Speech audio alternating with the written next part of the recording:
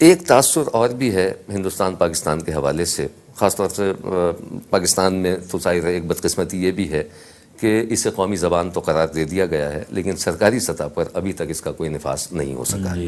Media کے ذریعے سے یہ کوششیں کی جاتی ہیں، بات پہنچائی جاتی ہے۔ اسی طرح سے ہندوستان میں ایک تاثر ہے کہ اردو جو ہے وہ مسلمانوں کی زبان ہے اور ہندی وہ ہندوؤں کی زبان ہے، لیکن اس کے باوجود کچھ نہ کچھ کسی سطح پہ کام ہو رہا ہے۔ آپ کیا سمجھتے ہیں کہ زبانوں کے ساتھ یہ رویہ، تقسیم کرنے کا رویہ، زبان کو محدود کرنے کے مترادف نہیں ہے؟ دیکھیے، اگر جان بوجھ کے اور سازش اور شرارتاً کیا جا رہا ہے تو وہ الگ بات ہے، ورنہ یہ زبانیں اپنے مقام خود بناتی ہیں معاشروں میں۔ بعض زبانیں مر جاتی ہیں، آپ کو پتہ ہے، اکثر اعداد و شمار آتے ہیں کہ اتنی زبانیں ہر سال دنیا میں بڑھ رہی ہیں، تو یہ بھی ہوتا ہے۔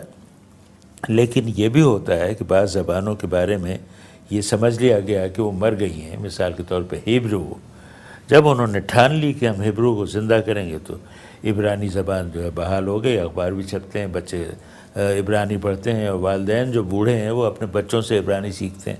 تو یہ پولیٹیکل ول جسے کہتے ہیں، وہ امنگ، اس کا انحصار ہے زبانوں کو۔ لیکن جہاں تک اردو کا تعلق ہے، دنیا کچھ کہے، اس میں جو مٹھاس ہے، اس میں جو شائستگی ہے، اور جو اس کا شستہ پن ہے، اور جو یہ کانوں کو بھلی لگنے لگی ہے، تو اس کا نتیجہ ہے کہ سارے ہندوستان کے ہندی بولنے والے اب پھل کو پھل کہنے لگے ہیں اور لاکھ کو لاکھ کہنے لگے ہیں، اور وہ سمجھتے ہیں کہ اس طرح وہ بہتر زبان بول رہے ہیں، زیادہ مہذب زبان بول رہے ہیں۔ لیکن میں جب بھی ہندوستان گیا اور جہاں میں نے تقریریں کیں، اور وہ جو سو کال اردو بولنے والے یعنی مسلمانوں کے مجمع سے میں نے خطاب کیا، میں نے ان سے ہمیشہ یہ کہا، دیکھیے آسان اردو بولیے، میرا یہ دعویٰ ہے سارا ملک آسان اردو بولنے لگے گا، آسان نہیں، اردو بولنے لگے گا۔ ہر چند کے اسے ہندی کہیں گے سو کہیں۔ مرزا غالب بھی شروع میں اس کو ہندی کہتے تھے، اس سے کوئی فرق نہیں پڑتا، یہ زبان، یہ ہماری زبان ہے پیارے، تو یہ دنیا بولے گی، اس کو تو کوئی نظر انداز کر ہی نہیں سکتا۔ وہ تعصب الگ بات ہے، لیکن اس کی اپنی جو خوبیاں ہیں، مطلب آپ یہ سمجھتے ہیں کہ کہیں کہیں یہ تعصبات کی بھی نظر کہیں نہیں، بے شمار جگہ جب قومی اسمبلی میں پاکستان کی کسی نے یہ کہہ دیا ہے قومی زبان ہے، تو لوگ اس کا منہ نوچنے کے لیے کھڑے ہو گئے اور کہنے لگے نہیں، یہ رابطے کی زبان ہے، رابطے کی زبان ہے، قومی زبان نہیں ہے۔ میں نے کہا رابطے کی زبان ہے تو پھر تو ہم اسے سلام کرتے ہیں، کیونکہ اب تک تو دنیا میں رابطے کی زبان صرف انگریزی تھی، اس کو یہ احساس حاصل تھا کہ رابطے کی زبان ہے۔ یہ کسی زبان کی شان نہیں گھٹاتا یہ لفظ۔ اگر آپ اردو کو بھی کہتے ہیں رابطے کی زبان ہے، اردو کا ہمارا سلام۔ جی ہاں، بقول گوپی چند نارنگ صاحب نے ایک دفعہ بات کی تھی یہاں کہ اردو تو ایک ماں کی طرح ہے، اور اس میں تمام علاقائی زبانیں جو ہیں وہ اس کی گود میں پلتی ہیں، اور وہ سب سپورٹ کرتی ہوئی، اور اردو اس سے مضبوط ہوتی ہے، اور ساری علاقائی زبانیں بھی اس سے۔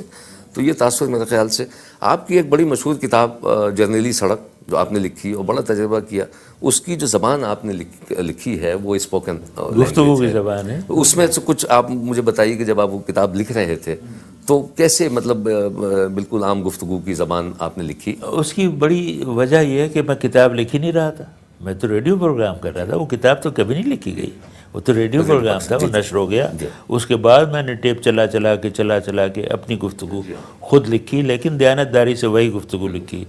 تو میں نے جو اپنی تربیت کی اور میری تربیت جو کی گئی وہ یہی تھی کہ گفتگو کی زبان جو ہے وہ استعمال کرو، وہ سب سے زیادہ دلوں کو بھانے والی زبان ہوتی ہے، تو وہ گفتگو کی زبان ہے۔ اور جرنیلی سڑک، شیر دریا، کتب خانہ، ریل کہانی، سب گفتگو کی زبان ہے، اور جو پڑھتا ہے کسی بھی نسل، کسی بھی عمر کا قاری ہو، اسے پسند کرتا ہے۔ اچھا، شروع میں آپ سے ذرا سی بات یہ ہوئی تھی برطانیہ کے حوالے سے، اس میں جو ایک نئی نسل وہاں آ رہی ہے، تو ابھی گفتگو بھی آپ سے ہو رہی تھی، تو آپ نے کہا کہ لوگ جو ہیں، نئی نسل جو ہے وہ اردو سے تقریباً ناواقف ہے، اور اگر واقف بھی ہے تو وہ چینلز کے ذریعے سے جو پروگرام وہاں پہ جا رہے ہیں بہت کم، اور بہت کم۔ تو میں سمجھتا ہوں کہ کیا یہ تاثر درست ہے کہ جو نئی جنریشن وہاں ہے، نئی نسل جو اب آ رہی ہے، تو وہ اردو سے بالکل نابلد ہو جائے گی؟ وہ کیا اسے ایسا ہو جانا چاہیے، یا اسے اردو ضرور سیکھنی چاہیے؟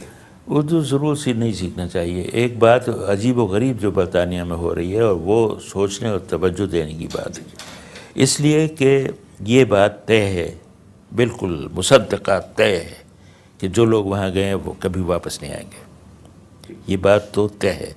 میں جب 1968 میں صحافت کی تربیت کے لیے برطانیہ گیا تھا، تو وہاں ایک فیچر میں نے لکھا تھا، اور برمنگھم جا کے پاکستانیوں سے، اس وقت ایسٹ پاکستان ویسٹ پاکستان ایک ہی تھے، ان سے یہی سوال کیا، آپ یہیں رہیں گے یا واپس جائیں گے؟ 100% لوگوں نے کہا تھا واپس جائیں گے، 100%۔ لیکن نہیں گئے۔